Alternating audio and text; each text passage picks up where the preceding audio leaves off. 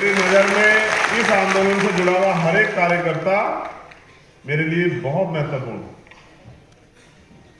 भाई कुकरेजा जी, हमारी दोनों महिला नेता है, भाई अर्चना गौतम जी, बहन अर्चना गौतम जी और बहन नेहा ताई जी, भाई बहन वंदना सोनकर जी, इन सब का भी मैं धन्यवाद करता हूँ। हमारी महिला नेता और हमारी बहनें यहाँ बैठी हुई हैं, मैं उनका भी स्वागत करता हूँ यहाँ आने के लिए।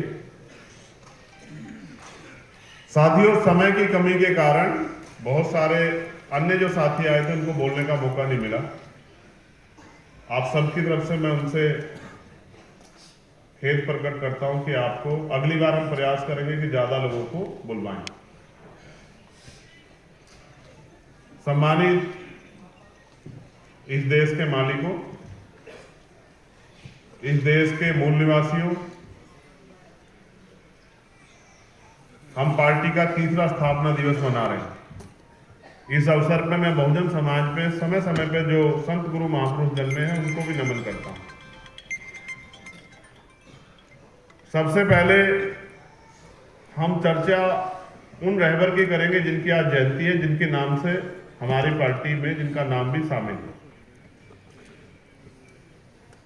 फिर उसके बाद हम अपनी पार्टी पर चर्चा करेंगे, आगे के दिशा निर्देशों पर चर्चा करेंगे, आगे के कार्यों पर चर्चा करेंगे, फिर अधिवेशन पे भी चर्चा करेंगे। आप सब लोगों ने सहयोग भी किया है अपनी मेहनत की कमाई से, जिससे अधिवेशन संभव हो पाया। मैं आपका फिर दोबारा से धन्यवाद करता हूं। इसके लिए उन्होंने बहुत कठिन परिश्रम किया और विपरीत परिस्थितियों में अपने आप को जलाकर, अपनी सारी खुशियां सुख दुख त्याग कर, यहां तक कि अपने पेट को भी काट कर उन्होंने इस आंदोलन को कामयाब किया। तब जब हमारे जैसे लोग सांस ले पाए। वो ये कहते थे कि मुर्दा लोग मिशन नहीं चलाते और जिंदा लोग मिशन को रोकने नहीं देते। आज जब मैंने उनको नमन किया तो मैंने उनको यही लाइन से आत्मसात किया। मैं धन्यवाद देता हूं सहारनपुर के साथियों का, क्योंकि वो शुरुआत के साथी, उन्होंने सबसे पहले शुरुआत की, तो उनको भी बहुत बहुत बधाई सहारनपुर के सभी साथियों को, क्योंकि वो इस आंदोलन की जड़, उन्होंने इस आंदोलन को सींचने का काम किया, शुरू करने का काम किया। लेकिन आज जब मैं देश के सभी कोनों में जाता हूं तो मैं देखता हूं कि बड़ी ईमानदारी से, हमसे भी ज्यादा मेहनत हमारे कार्यकर्ता जमीन पर कर रहे हैं। हो सकता है हम में कुछ कमी हो, लेकिन हमारे कार्यकर्ताओं की मेहनत में कोई कमी नहीं। जिस संगठन, जिस पार्टी के पास इतने ईमानदार, संकल्पित, अनुशासित, समर्पित कार्यकर्ता हो, उसको कामयाब होने से कोई नहीं रोक सकता। और जो कार्य किसी पवित्र उद्देश्य के लिए लाखों, करोड़ों, अरबों लोगों को सामाजिक न्याय, अवसर, तमाम तरह की परेशानियों से मुक्ति के लिए चलाया जा रहा हो, वो भी कभी नाकामयाब नहीं हो सकता अगर हम उसको पूरी ईमानदारी से चला रहे हैं। सम्मानित साथियों, जब मुझसे पूछा जाता है कि इतना बल कहां से आता है, तो मैं आपको बताना चाहता हूं कि इतना बल कहां से आता है। यहां हमारे एक भाई बैठे हैं, सुदर्शन यादव जी। ये बल यहां से आता है कि उनकी माता का देहांत हो गया आज, लेकिन वो आदमी यहां इस सभा में अपने अधिवेशन में मौजूद है। कहां है सुदर्शन भाई? जय भीम।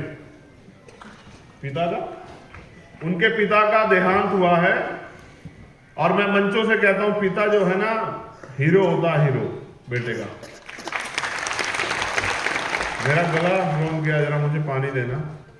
सुदर्शन यहाँ कार्यकर्ता का, उनको मेरा ये जवाब कि भीम आर्मी के लोग दिमाग का तो काम लेते हैं, लेकिन अपना दिल निकाल के समाज के लिए तैयार हैं, अपना दिल तक निकाल रखने के लिए।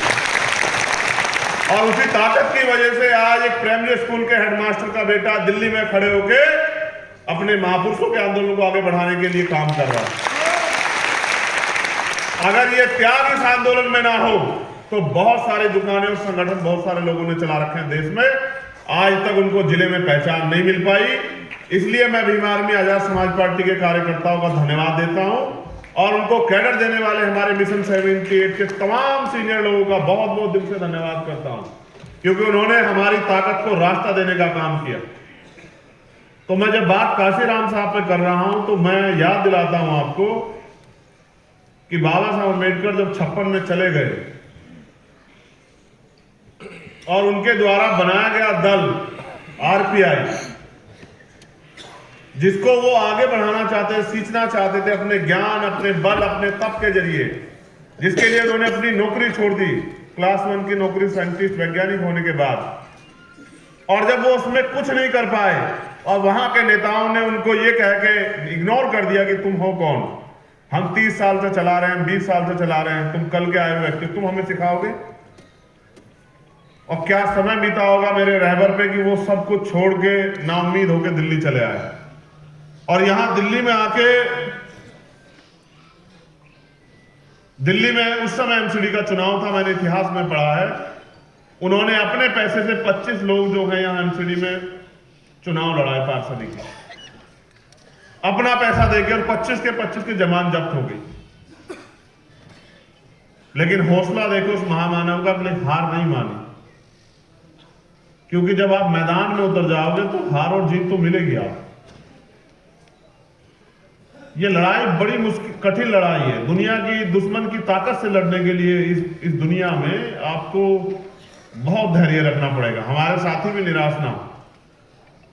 जब मैं हौसला जुटाने की बात करता हूं तो मैं अपने रहबर को याद करता हूं, उनके दर्द को याद करता हूं कि बिना साधनों के, साइकिल से, पैदल, बस, ट्रेन से किस तरह से उन्होंने अपने आंदोलन को आगे बढ़ाया।